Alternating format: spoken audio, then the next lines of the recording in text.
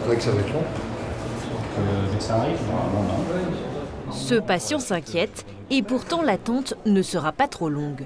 Dans cet hôpital du sud des Yvelines, le service des urgences accueille 80 000 patients par an. Alors pour faire face à ce flux de malades en constante augmentation et accélérer les prises en charge, le pôle a décidé qu'un médecin consulterait dès l'accueil dans le service. Une innovation à laquelle est très attaché le docteur Mersa Koukabi, la chef de service.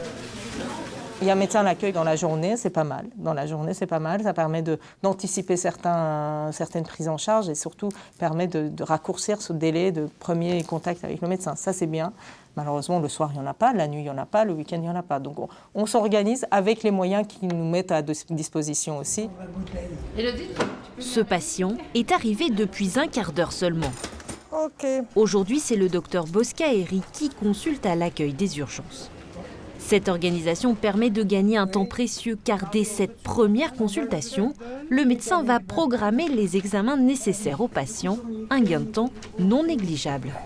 D'accord. Monsieur, vous habitez tout seul à la maison? Non, je n'ai pas femme. Vous êtes avec votre épouse? Georges, 83 ans, souffre d'une plaie à l'orteil qui ne cicatrise pas. Et votre pied, il est comme ça depuis quand? Ça fait au moins un mois. Un mois, d'accord. Et vous êtes cogné? Qu'est-ce que vous avez fait à votre pied? Je ne sais pas qu'est-ce que j'ai pu avoir. Alors, ça a été des douleurs. Cette jambe-là a eu un accident qui est en cause avec ma hanche. Bon, allez, on va vous déshabiller, on va prendre la tension, on va faire plein de choses. D'accord?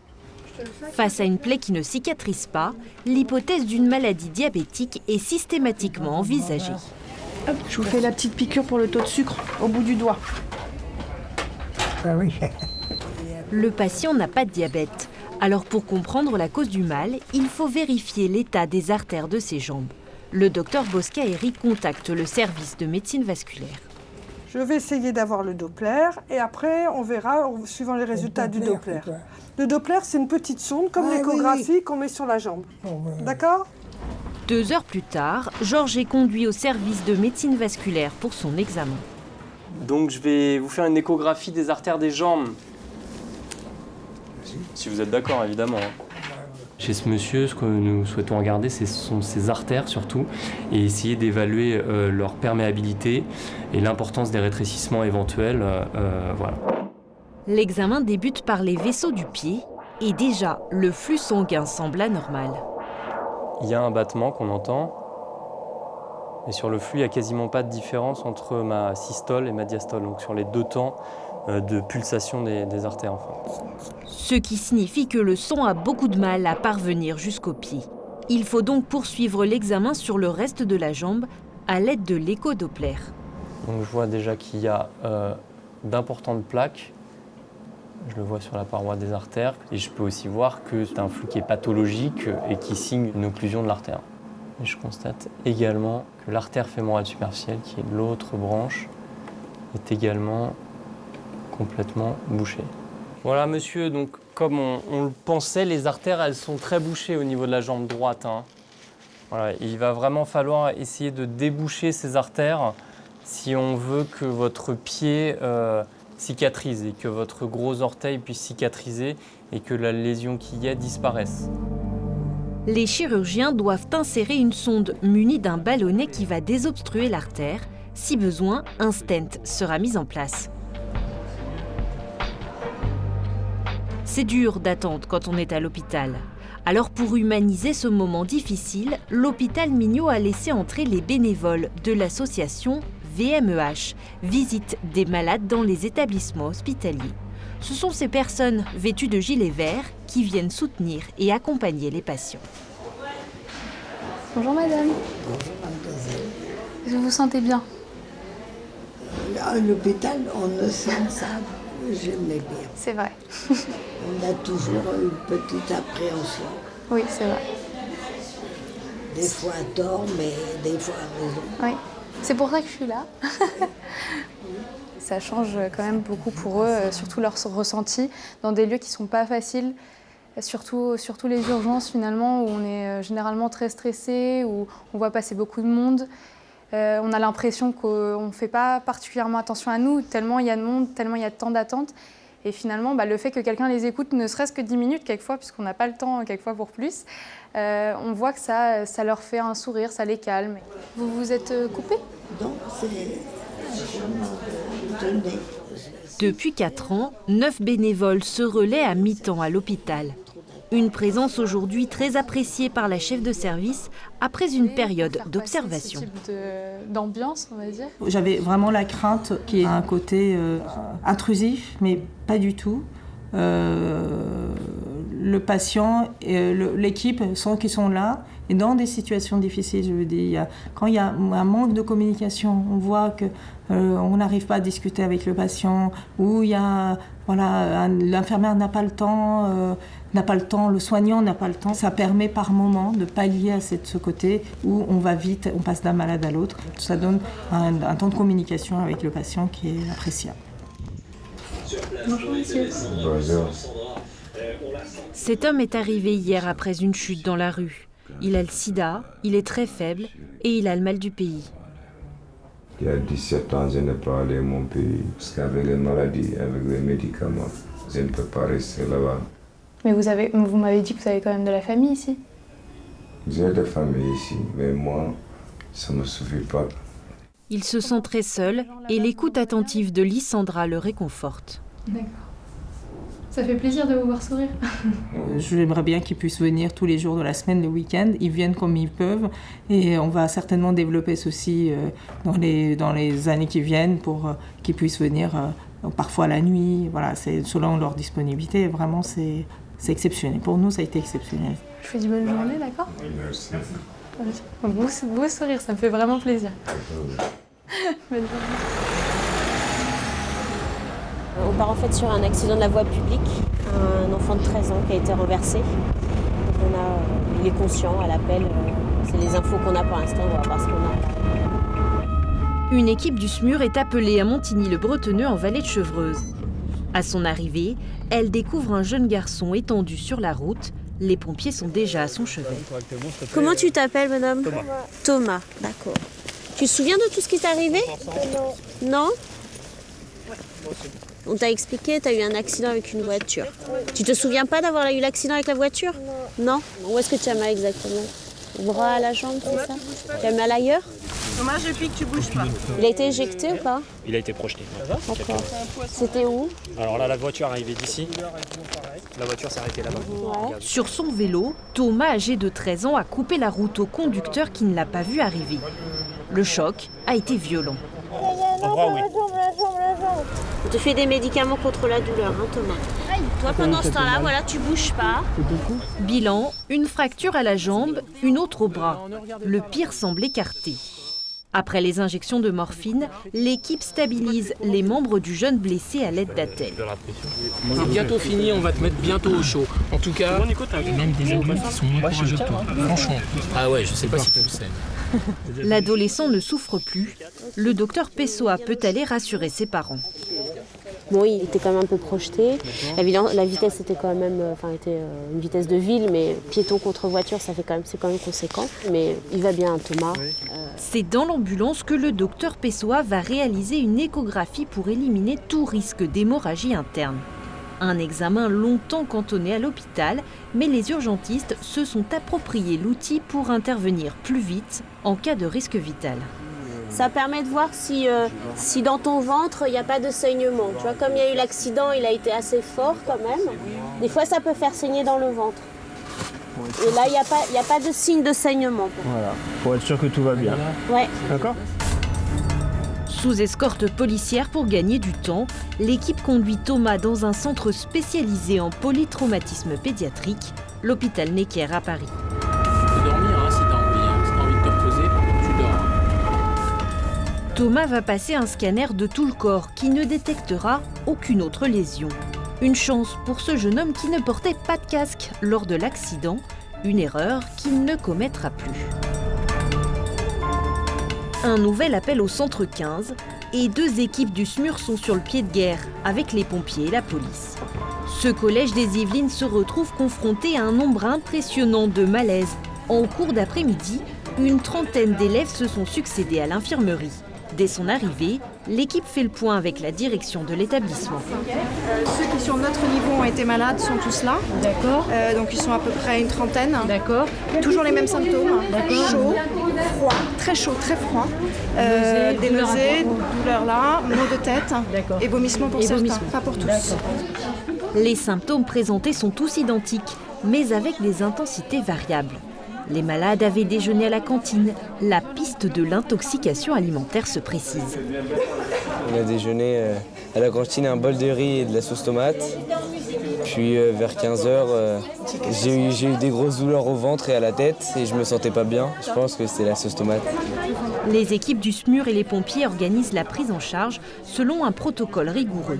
J'en ai 19 sur cette partie-là. Moi j'en ai 14. Ok, donc on est. Tu prends ceux-là, je prends ça.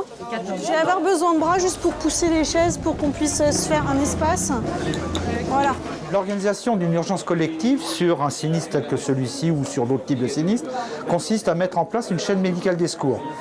Rassembler les victimes sur un point de rassemblement des victimes, commencer un tri médical pour les amener vers 2 zones de soins, afin après de pouvoir les évacuer pour ceux qui nécessiteront d'être évacués. Sur ce type de sinistre-là, beaucoup d'enfants vont être ramenés vers leurs parents. Et voilà, c'est ça qui est un peu plus compliqué à organiser et d'éviter l'affolement des parents par rapport aux enfants. Rapidement, le nombre de malades explose. De 30 collégiens à l'arrivée des secours, on est maintenant à près de 70 victimes qui attendent patiemment de voir le médecin. Dans un premier temps, les infirmiers prennent leurs constantes. Tension, température, fréquence cardiaque. Ça au bout du doigt. Est-ce que tu as très mal au ventre là Ça me crispe un peu. D'accord. Le médecin complète ensuite l'examen. D'accord, tu te sens faible? Oui. T'as eu des frissons? Oui, beaucoup au corps. Ouais, beaucoup. Mais la tête, j'ai super chaud à la tête. T'as super chaud à la tête et t'as froid de temps en temps? Oui, j'ai. D'accord. On revoit tous les enfants un à un pour avoir un petit peu de quels symptômes est-ce qu'ils se plaignent, voir s'ils ont peut-être des maladies sous-jacentes et surtout pouvoir estimer finalement s'il y a une indication à les envoyer à l'hôpital ou alors s'ils vont pouvoir être récupérés par les parents et donc rentrer à la maison. Alors mets-toi à droite. Voilà. Un tout petit peu plus droite, que je puisse au moins te regarder, voilà, que tu me regardes tranquillement. Voilà.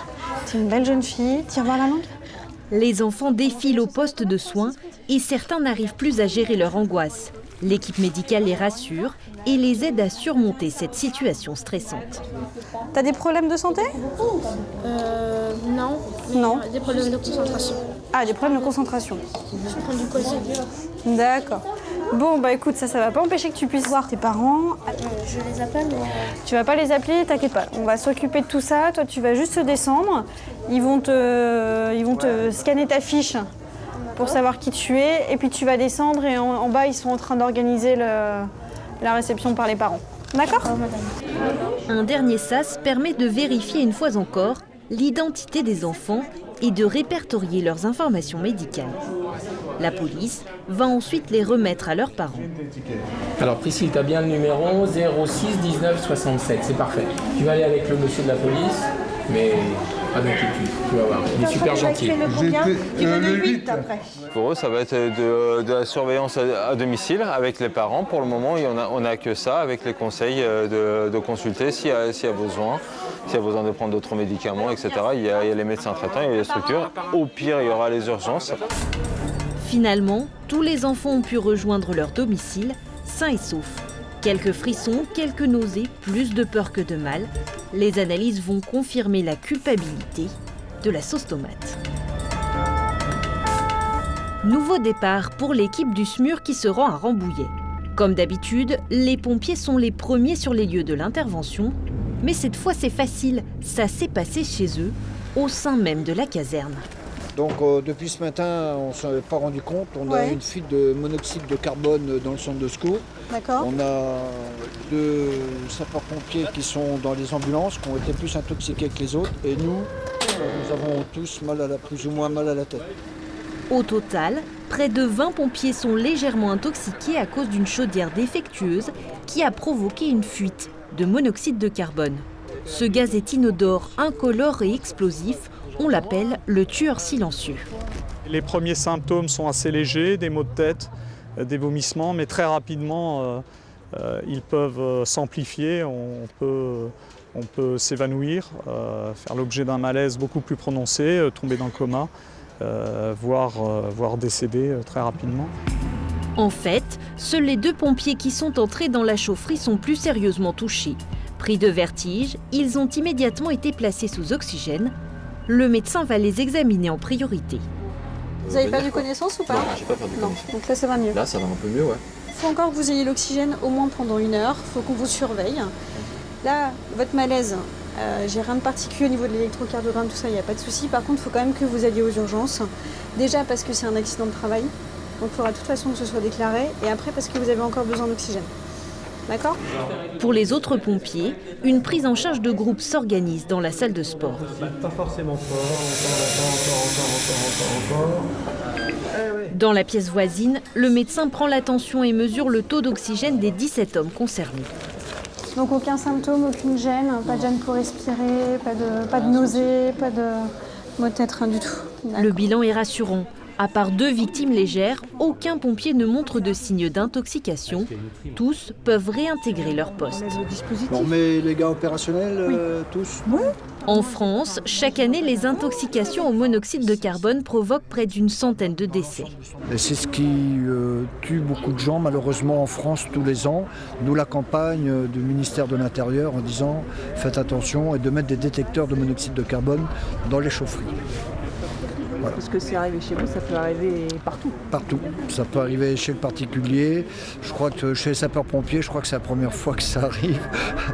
La chaufferie de la caserne n'était pas équipée de détecteurs, mais ce curieux oubli sera réparé l'après-midi même.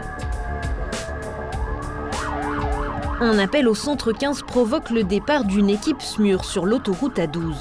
Comme tous les matins, elle est saturée, pas facile de se frayer un chemin. Un peu plus loin, un motard est étendu sur la chaussée. Il vient d'être percuté par une voiture et le chauffeur a pris la fuite. Bonjour monsieur, là vos douleurs elles sont où? Le bras droit, le pied droit et au niveau de l'épaule droit, jonction du... D'accord. Vous n'avez pas de douleur au niveau cervical? Non. Au niveau du cou? Suivez mon doigt avec vos yeux. Très bien, pupille réactive. Malgré la violence du choc, cet homme est conscient. Après un premier examen, son état général semble a priori satisfaisant. En revanche, son bras droit est fracturé. Donc vous avez une fracture ouverte. Je vais juste nettoyer un peu votre plaie sans trop insister, monsieur. Ça picote? Bon, ok, on s'arrête là. Après, on vous installera le bras dans une attelle pour la suite de la prise en charge, d'accord? Une fracture ouverte, c'est très douloureux. Alors pour pouvoir poser l'attelle, l'équipe injecte au blessé un cocktail puissant d'antidouleur, morphine et kétamine. Ça va monsieur? Vous m'entendez? Oui, ça va. Oh. Voilà, restez bien détendu, c'est parfait. Oh. On y va tout doucement. Allez-y les gars, doucement. Oh. Sébastien, on peut lui en mettre 10 de kéta s'il te plaît? C'est de la remonter au max sous les salles, je pense, non? Oui, ce serait bien. C'est bon, allez-y, moi je remets un peu de produit, c'est bon. Maintenez-la comme ça. Ça y est monsieur, ça va? Vous planez un petit peu, hein? Ah oui, bah ça je vous avais dit. Hein. Allez, c'est parti. L'examen va se poursuivre au chaud, dans l'ambulance du SAMU. Car si une fracture a déjà été identifiée, le médecin doit s'assurer qu'il n'y a pas d'autres lésions. Serrez mes doigts de ce côté. L'autre côté. L'autre côté, celui-là. Ouais, très bien. Lâchez celui-là. On fait un examen complet pour être sûr de rien louper parce que la personne peut être un peu choquée et pas pouvoir dire qu'elle a quelque chose de très grave. Par exemple, comme il a une douleur au bras, il pourrait oublier de dire qu'il a mal dans le ventre parce qu'il s'est pris le guidon de la moto, donc notamment chez les motards en priorité. Donc c'est vraiment ce qu'il ne faut pas louper. Arrivé à l'hôpital militaire Percy, l'urgentiste va passer le relais à l'équipe hospitalière. Il portait bien un casque, pas de perte de connaissance. Réception a priori donc sur le côté droit avec une... Après être passé à la radio, le blessé sera rapidement opéré. IV, plus de la kétamine 40 mg. Pour le docteur Leredu, la médecine d'urgence est un choix. Cette spécialité est épuisante et peu de médecins acceptent d'y consacrer toute leur carrière, un gâchis à ses yeux. Au départ, moi je voulais faire de la chirurgie de catastrophe, bon ça n'existe pas en fait. Hein. Et finalement, si on veut intervenir sur l'événement, intervenir avec l'environnement, le patient, les familles, etc., C'est la médecine d'urgence en fait qui fait ça. C'est une spécialité qui me semble vraiment importante, qui me semble aussi encore en construction. Les conditions de travail sont encore difficiles. Il faut des moyens humains surtout, des médecins, des infirmiers, des aides-soignants. Que ce ne soit pas uniquement une génération de jeunes qui donne toute son énergie dans sa jeunesse et qui ensuite arrête. Donc ça, je pense que c'est vraiment un grand défi et très important pour notre spécialité. Cette femme de 37 ans vient d'arriver aux urgences de l'hôpital Mignot. Son état est critique. Elle a aussitôt été conduite en box de déchocage, la zone des urgences qui accueille les malades les plus graves. Est-ce que vous êtes asthmatique? Non. Est-ce que vous avez eu mal dans les jambes ces derniers temps? Est-ce que vous avez voyagé? Non. Vous n'avez pas bougé, pas de choses comme ça. Est-ce que vous avez été vacciné quand vous étiez jeune pour la tuberculose? Je sais pas. Son taux d'oxygène dans le sang est extrêmement bas. Elle tousse beaucoup et crache du sang. Peut-être une bactérie. Des prélèvements sanguins sont effectués pour le savoir. La première piste à éliminer, c'est la tuberculose. Cette jeune femme, elle allait très bien hier, très bien cette nuit. C'est arrivé d'un coup d'un seul. Dans la tuberculose, il crache du sang déjà pendant des semaines, un petit peu dès qu'il tousse, il y a un petit filet de sang et tout. Ce qu'elle n'a jamais eu et ce que son mari confirme. Donc c'est pour ça qu'on part sur quelque chose de vraiment aigu et pas sur une pathologie un peu chronique. Le médecin a donc écarté l'hypothèse de la tuberculose. Mais elle suspecte une cause beaucoup plus grave, une pneumopathie nécrosante qui détruit les poumons de façon fulgurante. L'équipe ne prend aucun risque et appelle immédiatement les réanimateurs. Ça crépite partout là, c'est bien. Ouais. Le cœur de cette patiente peut s'arrêter à tout moment. Alors il n'y a pas le choix. Pour pouvoir l'oxygéner, il faut l'endormir et l'intuber. Comme elle était très hypoxique, c'est-à-dire qu'elle manquait beaucoup d'oxygène, la seule solution c'est de l'intuber, de la ventiler. Déjà, ça va permettre de faire les explorations, de pouvoir la coucher au scanner, ce qui n'était pas possible puisque là, elle ne pouvait tenir qu'assise. Et maintenant, le relais est à la réanimation. Son pronostic vital est engagé à cette dame? Oui. L'état de la patiente est stabilisé. Les examens peuvent se poursuivre. Oui, c'est Véronique aux urgences. Ce serait pour un scan, celui dont Mersa vous a parlé. Elle est encore au déchoc, donc intubée, ventilée. On met sa sonde gastrique, elle vient au scan 1 tout de suite. Le scanner révélera un œdème pulmonaire aigu dû à une bactérie qui s'ajoute à une malformation cardiaque. Un rétrécissement de la valve mitrale qui devra être opéré. Un moment de stress pour le docteur Boscaeri, comme il y en a tant dans son métier. Après 25 ans d'urgence, dans des conditions épuisantes, la fatigue se fait sentir. Oui, les urgences, bonjour. Le jour où j'arrête les urgences, je pense que j'arrête la médecine. C'est jamais pareil, il n'y a aucun jour qui se ressemble. Même si on a pas mal de galères certains jours, et voilà, le lendemain est un autre jour, et puis avec d'autres malades, et puis on est reparti. Le souci, c'est qu'on n'est pas assez pour pouvoir lever le pied, faire moins de garde, Donc c'est vrai que des nuits blanches complètes, 1 à 2 par semaine, à partir d'un certain âge, ça commence à peser un peu et ça vous décale un peu. Vous avez un peu de plus en plus de mal à récupérer en fait. Des soignants passionnés par leur métier, mais qui s'épuisent, car le rythme des urgences est intense. Chaque jour, plus de 200 patients sont accueillis dans le service, avec des pics d'activité à plus de 350 passages. Et ce n'est pas tout. Ces médecins doivent également gérer un problème récurrent, la recherche de lits pour les patients à hospitaliser. Charles, c'est Mersa. Juste une question, on en est où des lits? Justement, c'est comme il y a énormément de monde à hospitaliser, le déchoc est plein. Qui? D'accord, il monte. D'accord, ok. Affaire à suivre, ok. Notre problème principal, c'est où hospitaliser les malades. Et à cette heure-ci, un lundi, il y a en gros 3-4 lits disponibles dans l'hôpital pour tous les malades qui sont là. Donc il faut qu'on se débrouille en faisant une espèce de chaise musicale entre les malades, les positionner dans le bon service pour respecter aussi la filière de prise en charge, parce que ça ne sert à rien qu'on fasse une prise en charge assez rapide aux urgences si derrière on les hospitalise n'importe où. Donc c'est là où ça commence, les coups de fil aux collègues pour voir s'ils peuvent nous faire de la place pour nos malades des urgences. Malgré ce constat d'épuisement des équipes, qui ne date pas d'hier, les hôpitaux sont sans arrêt confrontés à des restrictions budgétaires alors que leur activité ne cesse de progresser. 65 000 patients en 2012, 80 000 aujourd'hui, mais pas de création de postes. Pour le docteur Koukabi, cette situation risque de devenir ingérable. On ne peut pas demander à l'équipe infirmière, aide-soignante, brancardière, médecin de prendre encore plus, de faire plus d'efforts. Qu'est-ce qu'on leur dit? On vous supprime des postes. C'est impossible. Il y a un minimum à respecter pour avoir une organisation qui soit viable. Sinon, on va voir partir beaucoup de monde du service. Pour le docteur Yves Lambert, chef du pôle de l'urgence, le constat est sans appel. Pour maintenir la qualité des soins, il n'est plus possible de poursuivre ces politiques d'austérité. Est-ce que cette accessibilité aux soins dans le cadre de l'urgence reste une priorité ou pas? Pour l'instant, ça reste une priorité, c'est assez clair. Alors si ça reste une priorité, on ne peut pas faire peser les mêmes contraintes budgétaires sur des services qui marchent H24 à des niveaux d'activité extrêmement élevés. Et donc il faut faire des choix. On essaye d'éclairer les décideurs le mieux possible. On n'y arrive pas toujours, mais on essaie.